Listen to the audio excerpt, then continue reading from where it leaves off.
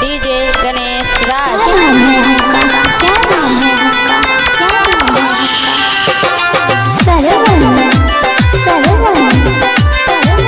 निन्यानवे 67 57 58 04। सरवन recording studio घुरमी बाजार नेपाल। हम देखनी तोरा छत के ऊपर गए, हम देखनी तोरा छत के ऊपर गए रहू माल बरी तू सुपर गे रहू माल बरी तू सुपर गे। पहले नजर में भलिया हम पागल छन कौला जे प्यार के पायल। हम देखनी तोरा छत के ऊपर गए, डीजे गणेश राज। छत के ऊपर गए रहू माल बरी तू सुपर गे रहू माल बरी तू सुपर गे।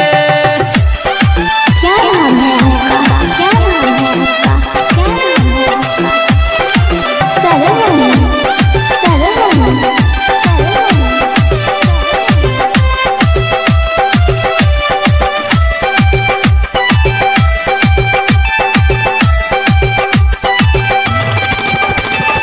की कहियो तोरा सजान एना मारै छला तू मीठ मुस्कान मीठ मुस्कान मीठ मुस्कान। की कहियो तोरा सजान एना मारै छला तू मीठ मुस्कान।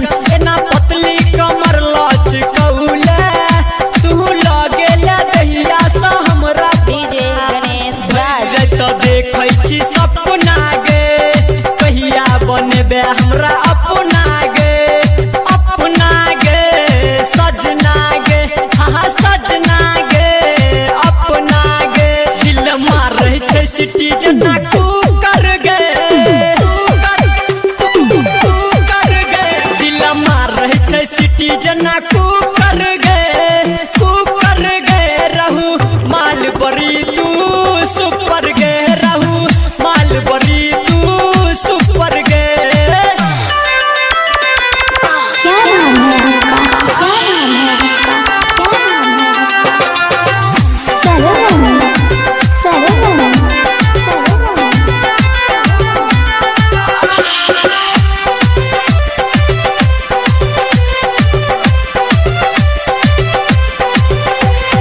फूलल छलौ तोहर बाल जेहो देखै में लागै छलौ गै कमाल छलौ कमाल छलौ कमाल। फूलल छलौ तोहर बाल जेहो देखै में लागै छलौ गै कमाल।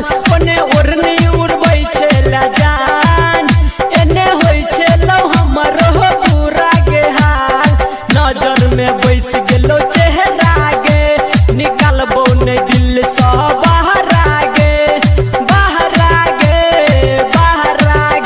हाँ चेहरा गे दिल धर कहिया एना जना फर गए डीजे गणेश राज। दिल धर कहिया एना जना फर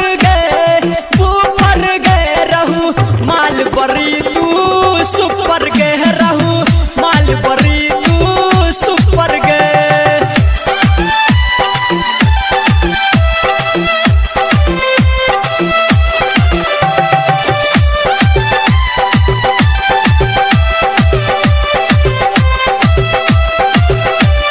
सरवन रिकॉर्डिंग स्टूडियो घुरमी बाजार